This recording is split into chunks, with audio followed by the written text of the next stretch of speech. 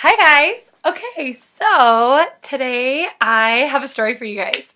We're going to be talking a little bit today about being a kid and kind of like reliving that. What was it like when you were a kid? Reflecting on that and remembering that.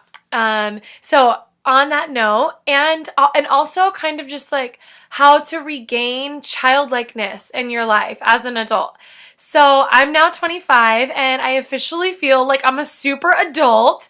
I remember turning 25 this past year thinking, oh my gosh, I'm so old. Okay, so I'm sorry for those of you who are way older, but 25 felt like a really big jump. And now like looking at being 26 this year, oh, it's crazy. Anyway, let's not talk about that.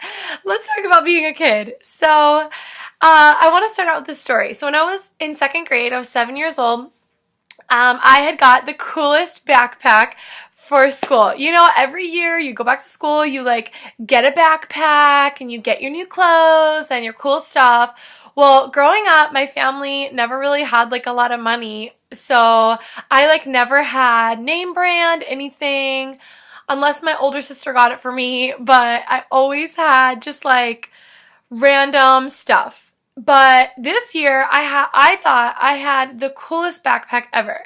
It was like bright pink backpack and I like begged my mom for it and it had like a Barbie on it. And so I go to school. I get to school my first day, second grade, and the cool kids, you know, the popular kids in class that everybody wants to be like them. They have the coolest everything, name brands, right? And so there's this one girl. She was like, everyone thought she was so cute and she was Miss Popular. You know, even in second grade, they're there. They exist. I don't know why, but they do. So in second grade, I went to school first day and I thought I was so cool with my backpack on.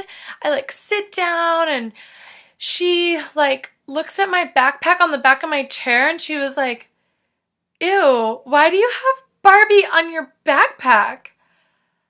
And all of the sudden I was hit with like, oh my gosh, this is not cool. Like I'm way too old for Barbie. Like, no one likes Barbies at 7 years old. Clearly, I can't have this backpack. So I literally go home that day, half in tears, and I show my mom the backpack. I'm like, I can't have the backpack. Take it back. I don't want it.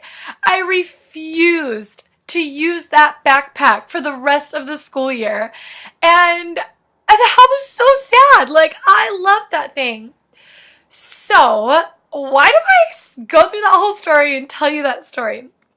Well, I'm reminded of the fact that sometimes there's outside pressures telling us that, you know, we can't be a certain way or we have to grow up and have it all together. And, you know, even when you're in second grade, in elementary school, there's pressure to be something cooler than you are or be older than you are. And it's amazing because that's totally like not how Jesus talks about kids. He reminds us in the book of Matthew, and I'm going to read it to you guys. Matthew chapter 19 in verse 13, 14, and 15. He says, the little children were brought to him that he might lay his hands on them and pray.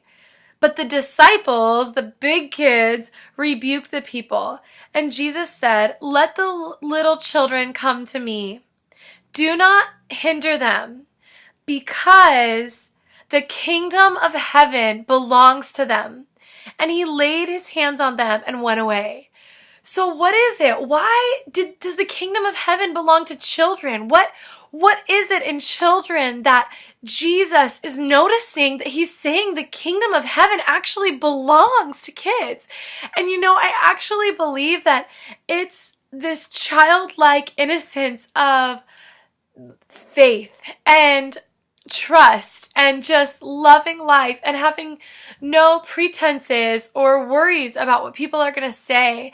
And I think I can remember that moment in second grade because it was for one of the first times for me that I kind of was put in a box of like, you can't be this person that you really want to be inside. And like this little kid spirit in me for the first time was like kind of quenched. And I don't think I need therapy or anything, maybe, but it is crazy to see, because the world is always going to tell you to pull yourself together, to be perfect, to have everything nice and clean on the outside. But the reality is that you're never going to be perfect. In fact, there is only one perfect one, and his name is Jesus.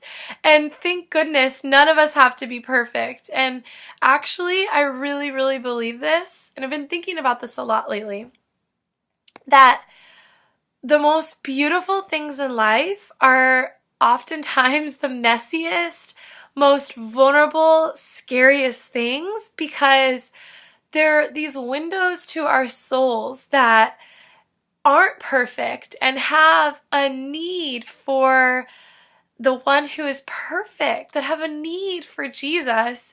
And so I don't know about you guys, but today I just want to let that part of me come alive again, where I don't care what I'm wearing or what I'm saying or how I come across, because in God we can be childlike, and it's okay. It's okay, because actually we can be closer to the kingdom of heaven in that space.